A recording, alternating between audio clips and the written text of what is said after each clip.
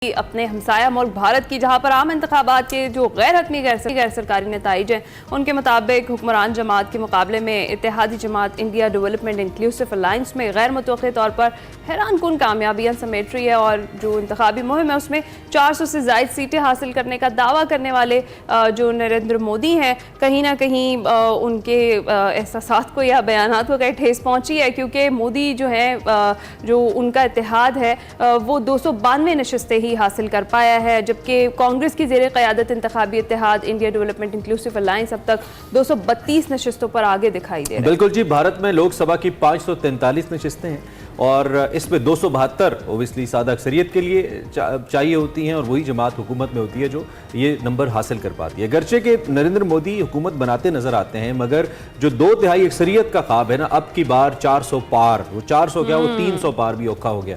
गुज़िश्ता रोज़ कांग्रेस जमात के जो रहनुमा है राहुल गांधी, उन्होंने मीडिया से गुफ्तगू की। उन्होंने कहा कि ये जो चुनाव हमने लड़ा है ये भारत के पूरे गवर्नेंस सिस्टम के खिलाफ लड़ा है, हमारी लड़ाई भारत के आइन को बचाने की थी, ऐसा भी गांधी ने कहा। उन्होंने कहा जी कि हुकूमत ने अपोजिशन के खिलाफ कार्रवाइयाँ की, पार्टियां तोड़ी, वज़राए आला को जेलों में डाला गया और हर हथकंडा इस्तेमाल किया। नरेंद्र मोदी एडमिनिस्ट्रेशन ने हमारे रहनुमाओं को इलेक्शन से महरूम रखने के लिए हमारे लिए मुश्किलात खड़ी की, लेकिन कांग्रेस रहनुमाओं ने मुत्तहिद होकर हुकूमत के खिलाफ इंतखाब लड़ा। राहुल गांधी ने यह भी कहा कि जो नताइज हैं इससे मोदी जी को आवाम का एक बड़ा मैसेज मिला है, हमें मोदी नहीं चाहिए, इंडियन अवाम का ये मैसेज मोदी को मिला है, ऐसा राहुल गांधी ने कहा। सो गुज़िश्ता इलेक्शन जो 2019 में हुआ था, इफ यू रिमेंबर, कांग्रेस और इत्तेहादी जमातों ने सिर्फ 91 नशस्तों पर कामयाबी हासिल की थी, बहुत बड़ा सेटबैक था और मोदी और उनकी इत्तेहादी जमातें 350 ऑलमोस्ट 352 सीट्स हासिल कर पाई थी।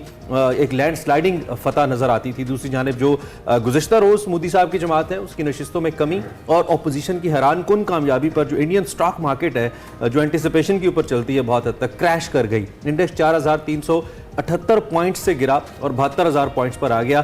So it was another setback और ये गुज़िश्ता 4 बरसों में सबसे बड़ी कमी है स्टॉक मार्केट नंबर्स में जो देखने में आई। बिल्कुल ऐसा है। और अगर कुछ हम बात कर लें तो जो सरबजीत सिंह हैं, सरबजीत सिंह खालसा, इंदिरा गांधी के जो बेटे के कातिल हैं, उनको भी बरतरी हासिल हुई है और जनाब बड़ी बरतरी थी ये। सरकारी नताइज ये बताते हैं कि भारतीय जनता पार्टी 85 नशस्तें जीत चुकी है और 154 में बरतरी हासिल कर ली गई है उनकी जानिब से। और जो मौजूदा इंतखाबात है उसमें से 50 से ज़्यादा नशस्तों से हाथ धोना पड़ा है बीजेपी को और 2019 के इंतखाबात में लोकसभा की 103 नशस्तें जीती थी, जिस तरह से अभी इमरान ने इस चीज़ को डिस्कस किया। इमरान, अगर हम देखें तो कुछ सेलिब्रिटीज़ जो जिन्होंने इंडियन इलेक्शन में पार्टिसिपेट किया वो जीत गए हैं। जी, आपकी फेवरेट कंगना जीत गई है।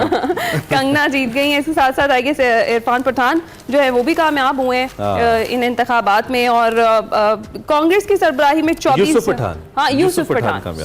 यूसुफ पठान जो है वो कामयाब करार दिए गए हैं। और इसके साथ साथ हैदराबाद से बीजेपी के उम्मीदवार को शिकस्त दी है जी, ऑल इंडिया इत्तेहाद मुस्लिमीन के असदुद्दीन ओवैसी साहब, उन्होंने शिकस्त जो है उनको दी है। और मकबूजा जम्मू कश्मीर की अगर बात करें तो 2 साबिक वज़राए आला उमर अब्दुल्ला और महबूबा मुफ्ती भी अपने हलकों में हार गए हैं। बाबरी मस्जिद और राम मंदिर तनाज़े पर सुर्खियों में रहने वाले शहर अयोध्या में समाजवादी पार्टी के मुकाबले में बीजेपी के उम्मीदवार पीछे रह गए। अब रिपोर्टेडली हार गए और कोई 3 लाख करोड़ का ये मंदिर रिपोर्टेडली बनाया गया था अयोध्या के अंदर और इसको बेसिकली अयोध्या टूरिस्ट सिटी वो बनाने का उनका इरादा है। It's not just limited to a temple, इसको एक टूरिस्ट सिटी के तौर पे मोदी ने मॉडल पेश किया और उसमें बहुत मैसिव इन्वेस्टमेंट हो रही है। हाँ, कि एक्सट्रीमिज्म से आप नहीं चला सकते मुल्क, अगरचे कि आपने इकोनॉमी को लेकर आवाम के लिए कुछ जरूर बेहतर पॉलिसीज लाई हैं और इंडिया की जो आउटलुक है वो बेहतर हुई है, लेकिन इंतहा पसंदी एक फैक्टर है जिसको खास तौर पे आई बिलीव इंडियन यूथ ने रिजेक्ट किया है।